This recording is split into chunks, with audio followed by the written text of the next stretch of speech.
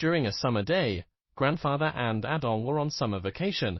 After lunch, a few villagers suddenly visited, begging Grandfather to come to their village to observe. The village's chicken flock had mysteriously disappeared at dusk, causing distress not only to each household, but also resulting in recent mysterious disappearances of dogs. Despite the villagers' extensive search and even reporting to the authorities, nothing could be done. In utter helplessness, they had no choice but to seek the help of a yin-yang master. Upon hearing this, Grandfather decided to accompany them since livestock was the livelihood for these villagers. Before departing, he hastily prepared tools such as a compass, cinnabar, yellow paper, and bells. The villagers carried Adong and Grandfather, bumping along a mountain road for over an hour until they reached the mountaintop. After listening carefully to the villagers' situation, Grandfather took the compass and began investigating around the village, only returning to the village head's home by around 6 in the evening. He asked the village head if an elderly person from the east had passed away within the last 2 years. After a moment of contemplation, the village head confirmed that indeed, the elderly person had passed away, but the village couldn't resolve it and had to seek a judge. Though unfamiliar, this title was respected and seemed to hold a higher authority than the yin-yang master. Realizing the severity of the situation, the village head urgently decided to call for the judge. Grandfather suggested seeking help immediately, so he promptly called the neighboring town's judge and sent a young villager to guide them. However, the judge stated that there was no need for transportation. He would arrive by nightfall on his own. Adong was puzzled, wondering why the elderly man would travel such a long and arduous journey at night. But Grandfather remained silent, simply going to the house to explain the situation and possibly request opening the coffin. At that time, the people were anxious. The father had passed away 3 years ago. How could they easily open the coffin? After persuasion from the village head, they reluctantly agreed.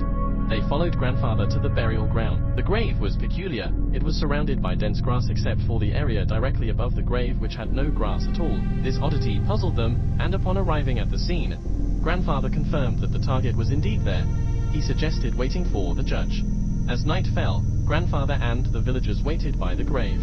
Adong initially didn't understand why they came at night instead of having someone escort them. When he asked Grandfather, all he got in response was, since the judge's spiritual practice, he never walks the main roads, only the paths of the night and the wilderness. Perhaps soon you'll understand. That summer day, night fell late, and it wasn't until 9 p.m. that it was completely dark. Adong anticipated the arrival of the old man. Surprisingly, at around 9:15, Grandfather pointed to the mountain ditch and said, "He's here." Adong glanced and saw 4 blue flames swiftly floating towards them. People were shocked. The scene stunned everyone, but the flames disappeared even faster. Shortly after, Grandfather and Adong saw an old man wearing glasses, in casual attire, and a felt hat, looking quite peculiar. After inspecting, the old man made a list and instructed the villagers to prepare what was needed. The next noon, before opening the grave, the judge instructed Adong and the villagers to return home while he and Grandfather stayed at the burial site.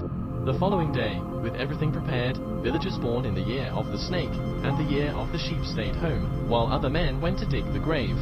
Hours later, the excavation team shouted that they had found something. Grandfather and Adong hurried over and found not soil, but animal remains filled with chicken feathers and bones beneath the coffin.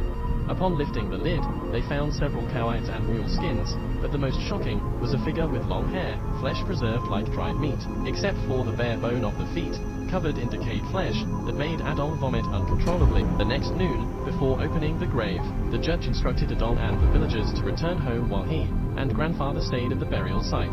The following day, with everything prepared, villagers born in the year of the snake and the year of the sheep stayed home, while other men went to dig the grave. Hours later, the excavation team shouted that they had found something. Grandfather and Adong hurried over and found not soil, but animal remains filled with chicken feathers and bones beneath the coffin.